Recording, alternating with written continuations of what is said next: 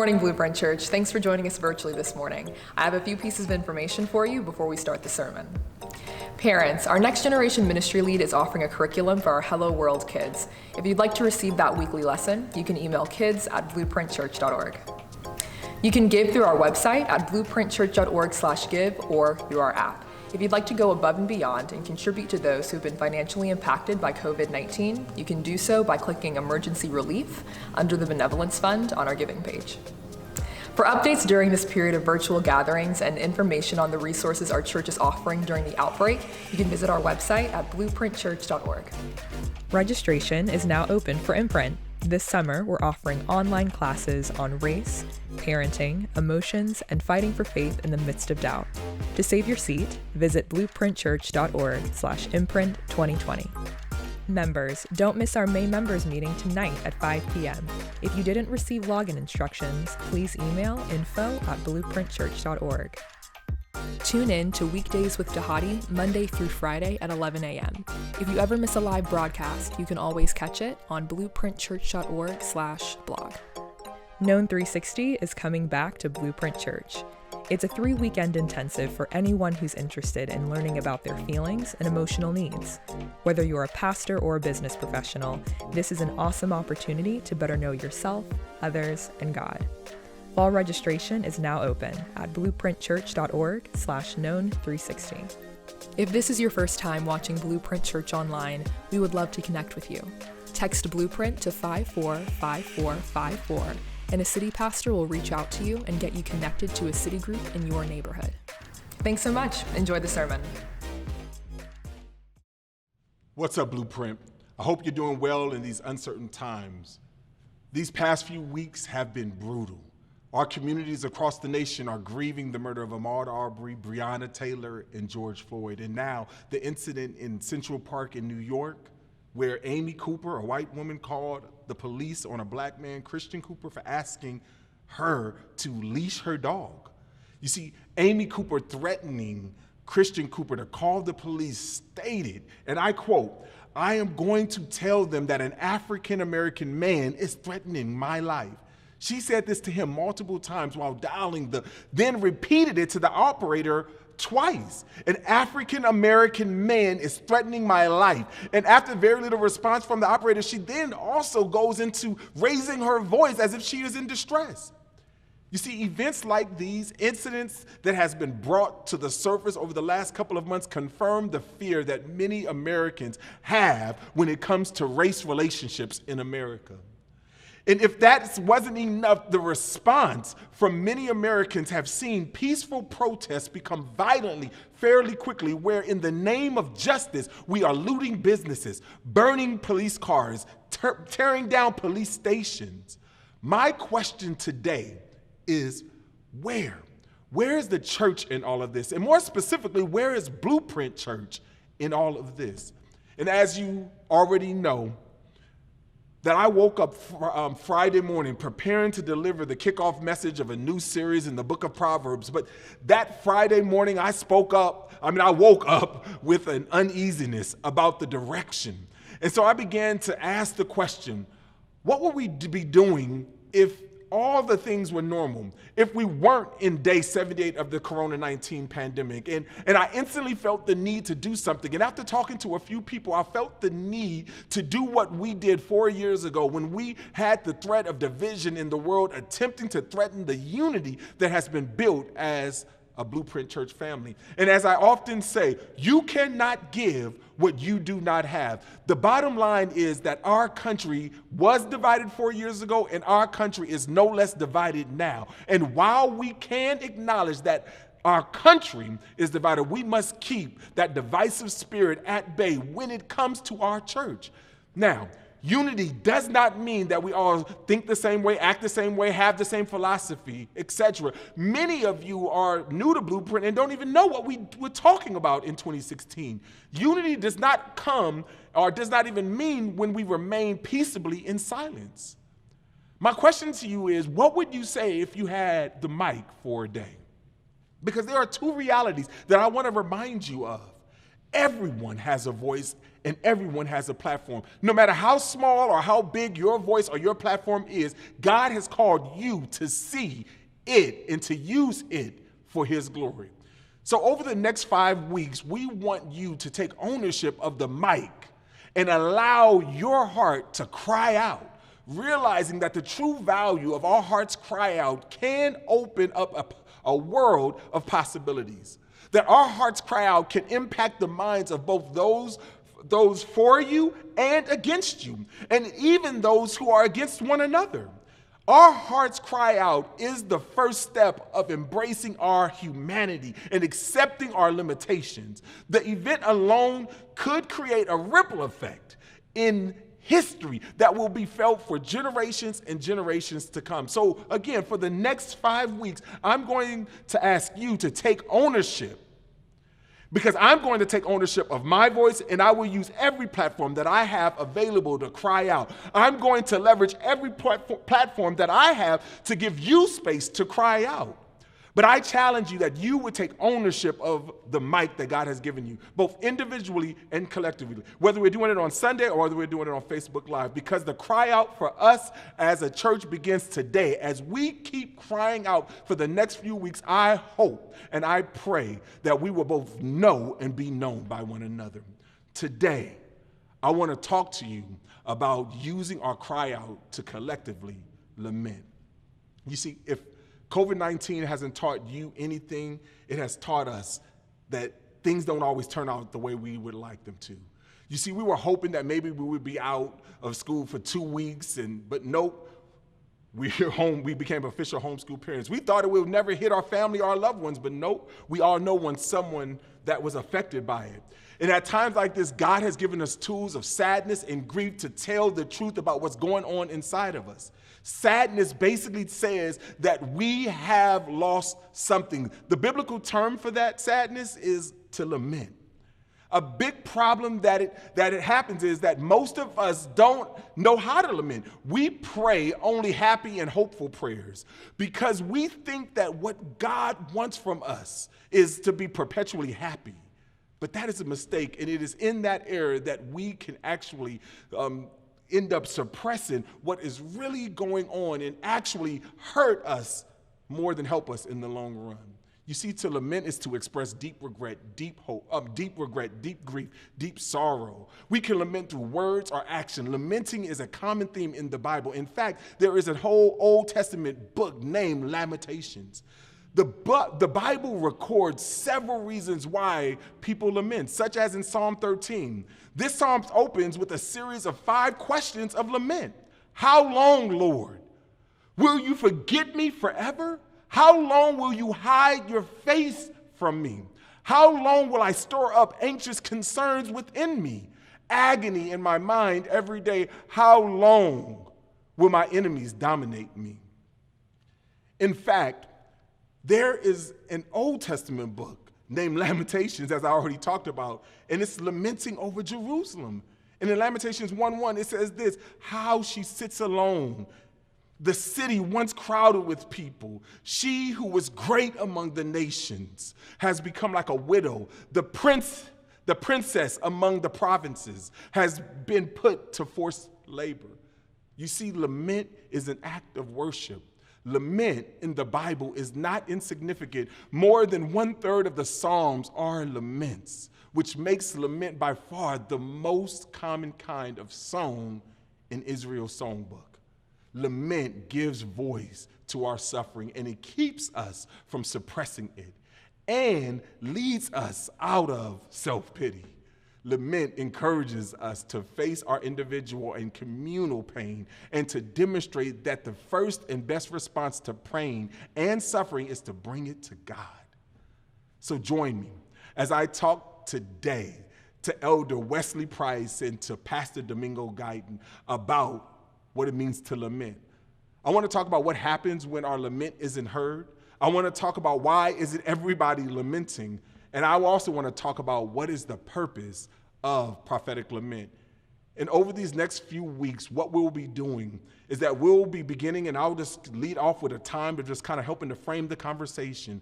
And then I will bring in people like our pastors, our Titus II women, people like you, our members, so that we can all cry out together. We can tell the truth about what's going on inside. So join me as we talk about corporate lament. What's up, Blueprint? We are here today with two of our shepherding elders. We have Domingo Guyton and Wesley Price. We're going to continue and talk a little bit about some of the injustices that have been going on today. Yesterday I was reading a tweet by Tony Dungy, and let me just kind of start there. Tony Dungy, he's a former NFL coach and also a born-again believer in Jesus Christ. He recently tweeted this: America is in a very sad place today. We have seen a man die senselessly at the hands of the very people who are supposed to be protecting our citizens. We have seen people protest this death by destroying the property and dreams of people in their own community, the very people they are protesting for. We have many people pointing fingers of blame, painting the opposite side with a broad brush. We have anger and bitterness winning over logic and reason. We have distrust and prejudice winning over love and respect. What happened to George Floyd was inexcusable, and it should never happen. Justice needs to be served, but in seeking justice, we can't fall into the trap of prejudging every police officer we see. What started out as peaceful protests have devolved into arson and looting, and that should never happen either. Yes, there should be protests, but we don't have license to perform criminal acts because we're angry. Today, he says, we are a divided country. We're divided racially, politically, and socioeconomically, and Satan is laughing at us because that is exactly what he wants: dysfunction, mistrust, hatred, help his kingdom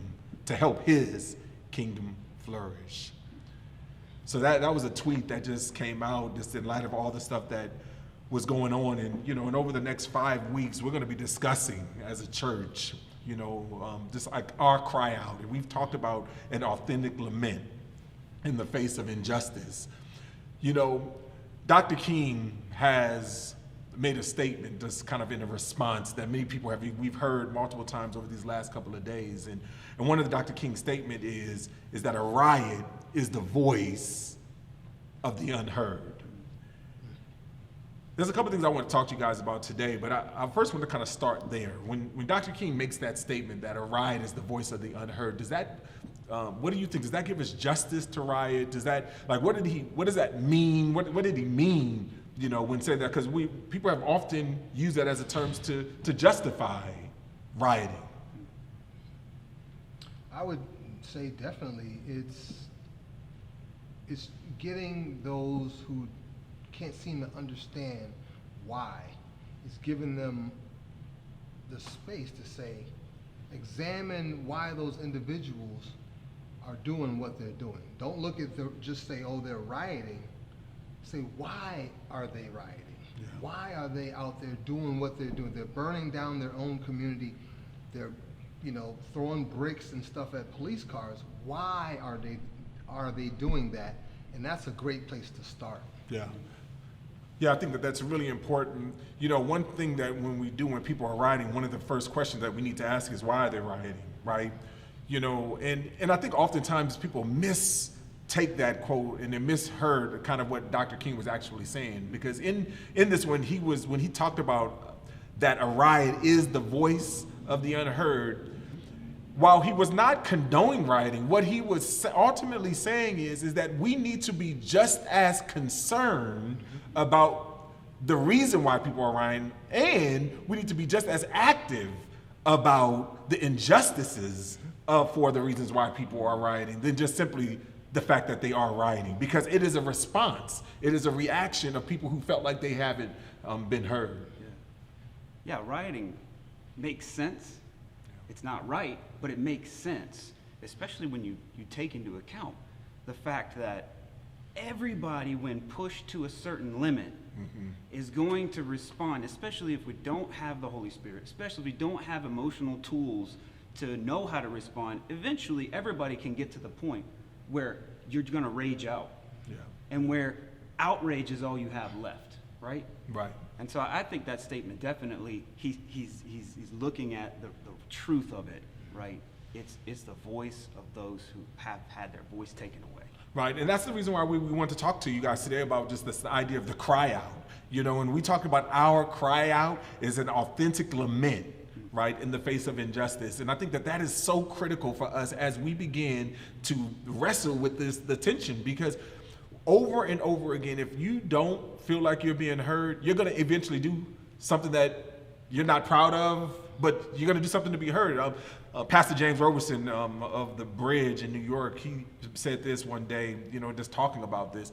He was just talking about it's sort of like a wife. Like if you have, you know, your spouse and your wife, and over again, your spouse, like, hey, can you help with this? Can you clean up that? Can you do this? Can, you know, around the house? And each time you say, yeah, let me get to it. Yeah, you know, and you have a reason why. That one day when, you know, that, you know, she is in the kitchen, she's cooking and the baby's crying or whatever. She says, hey, can you get the baby? He says, yeah, let me finish this email first. And then all of a sudden she slams the thing, like the pot or the pan, you know, on the thing and says, I'm tired. I'm tired of this. I'm tired of you, you know, giving me a reason why that I need to wait. I need to, you know, and she's just like, and she began to cry out. She began to think. And now while her reasons of slamming the pot and trying to do things may not be justifiable, it is a way, and it is a form, and sometimes an effective way to grabbing the attention of the person who hasn't heard her. And so when we talk about this idea of being unheard, and what Dr. King was saying is that a riot is the voice of the unheard, that it is a way to like, we need to listen to the injustices, and we need to be just as vigilant about the injustices that are taking place, that are causing people to, you know, verbally slam the pot, to cry out, to riot in the midst of that. Which leads me basically to another question about this, because oftentimes people are slamming the pot, or they're rioting because they're unheard. But part of the reasons why they're unheard is because they don't see other people crying out.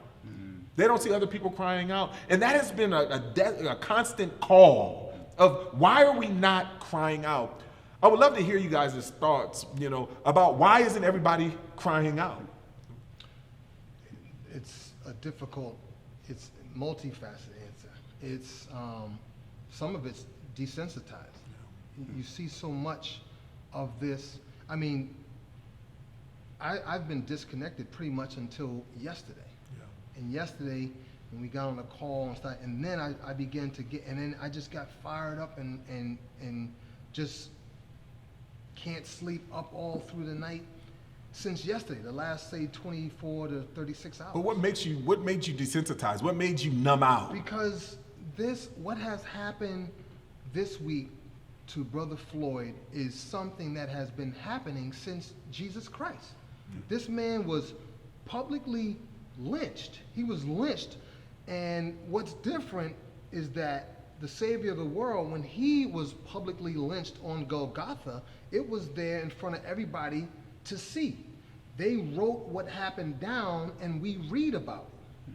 So what's different from that to Rodney King is that in between 1870 to 1920, you have over 2,500 public lynchings of people being lynched in public saying, hey, this is your family member, this is your friend, this is an example. You need to look at this example, and this could be you. If you're a white person and you're supporting people of color, you could be publicly lynched too. And they would take pictures of these lynchings and pass them around as postcards. So what I'm saying is that these things, so now you have Jesus Christ publicly lynched, it's put in writing, you have these pictures that are taken in between the Reconstruction era going all the way through 1920, 30, and that's the photography. But now let's move it up to 1991. So finally, all this years in the civil rights movement, you can see them getting hosed down, the dogs being sicked on them, people are watching that on public TV and they're going, this is an outcry that those kids are being attacked. And so what happens with Rodney King is that, which totally turned the page, is that somebody inside their house had a video camera and was videotaping what we've been talking about for years. And finally, you can see a man on all four being beat with batons severely for minutes. Him not even he's just laying there and they're just beating on him. And then those cops get off not guilty.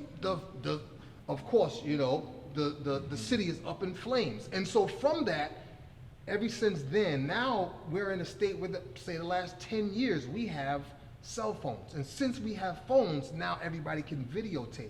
So we watched a public lynching that somebody videotaped, and more than likely, they're probably gonna get off. Right. And so you're just basically, you're saying that you have been desensitized because since that time, since King, and since the advent of the video camera, the cell phone, it has become commonplace. You know, specifically for us as African-American men, specifically seeing this taking place over and over and over again, and it's really a way of survival, right? It's just like, I can't continually get so emotionally involved, you know, that I have to numb out, you know, and I think that to me is a very sad thing, and because it's when we numb out to things that we begin to rage out. And I think that's, again, because we numb out because we don't think that our voice matters. And this is why we want to take this time just really to have honest conversations of the reasons why we numb out, the reasons why we rage out, you know, in so many different ways, which brings us back to what Dr. King said, that a riot is the voice of the unheard. And it's the unheard, in order to survive, feels like they have to numb out. As a white man, as an elder, as a shepherd, not that you need to speak for all white people, right, yeah, but as a white man, when you hear about whether it be black or minority fatigue, when you hear about numbing out, like being desensitized, I'm tired, like what did that do for you? I believe strongly that there is a white shame when it comes to black pain. I don't know what to do with that. I can never experience that. I won't have that set of lenses to ever really look through and peer through. And I'm also associated with a group of people who are perpetrators in that. Yeah. So when I take those things together, there's a sense of a feeling of inability to do something and inability to identify. And that shame generally has been reinforced, I think, in white communities to one of the primary responses to shame. Because shame's like a spotlight, yeah, and it gets shined on the things in us that are defective, deficient, right? And when that light gets turned on, we want to look away. That's our human nature. But I think there's been a mechanism put in place for a long time that when white people experience black pain, they want to avoid or withdraw from the situation as quickly as possible. Now, there's other responses too. You sometimes attack yourself or attack other people, right, when you're pressured with shame, with being shamed. Right. And that's the same thing that kind of, when we talk about fear, is it's the fight, flight, or freeze, right, mentality that comes right. over And us. so that flight mentality, yeah, that withdrawal and avoidance, I think has been the main mechanism that a lot of white folks have used when they come in contact with black pain, because it's just like, I don't know what to do. I think that's why you hear so often when these things happen, white people are going, what do I do? What do I say?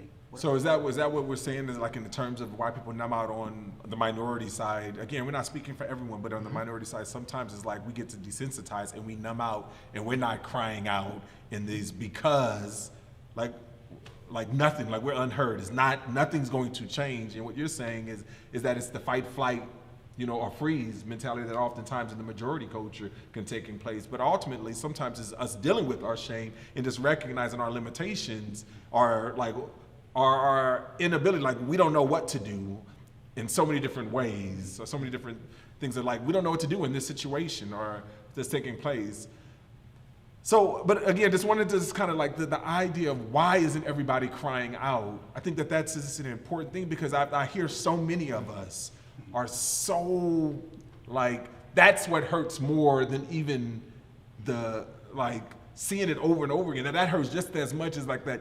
You're not grieving with those who grieve. You're not rejoicing with those who rejoice, grieving with those who grieve. And oftentimes I talk about this idea of that a problem is not a real problem unless it's our problem. You know, and we got much time, you know, over the weeks that we're going to unpack it. But the reality is that a real problem becomes a real problem when it's your problem. And that happens for two reasons. Something becomes my problem for two reasons. One is because of proximity, and the other because of relationships, right? The idea that it's a real problem because it's our problem, that has to do with this idea of this is a problem. This is in Georgia. They're rioting in Georgia. They are rioting, you know, a couple of miles from where we're sitting today, that people are rioting. That becomes our problem. People are saying, is it safe? People are calling me, like, is it safe in Atlanta? What's going on in Atlanta? Friends and family that are calling me and asking me about that. That's because of proximity. The other thing that a problem becomes a real problem because of relationship. And relationships, oftentimes, that something may not be a real problem to me, but it's a problem because it's my wife's problem. And because it's my wife's problem, it's a real problem. But the problem is that most of our churches are homogeneous, right? And most of our neighborhoods oftentimes are people who look like me, talk like me, and act like me. So our proximity are homogeneous in many ways. And then our friendships are homogeneous. You know, it's often been said that the 11 o'clock hour is the most divided hour, but I would say that the most divided hour and the most divided spaces is actually the 6 o'clock hour, and our homes are the most divided spaces. And it's in real and authentic relationships is where that's the most divided. And so this is the reason why oftentimes we don't feel the pain that oftentimes others that are feeling, that there's a cry out. But biblically, God has called us to rejoice with those who rejoice. And so the question becomes, is Blueprint, like, why are we deciding to cry out and about this specific thing? And I would say it's a couple of reasons. One is because it's impacting and affecting people in our city directly, in our nation. But then two, it is directly impacting people when people are seriously grieved individually, that in our body, and we grieve with those who grieve. And so I really think that this is important for us to understand that. And what God is asking us to do is to raise up prophets and to call us to a prophetic lament.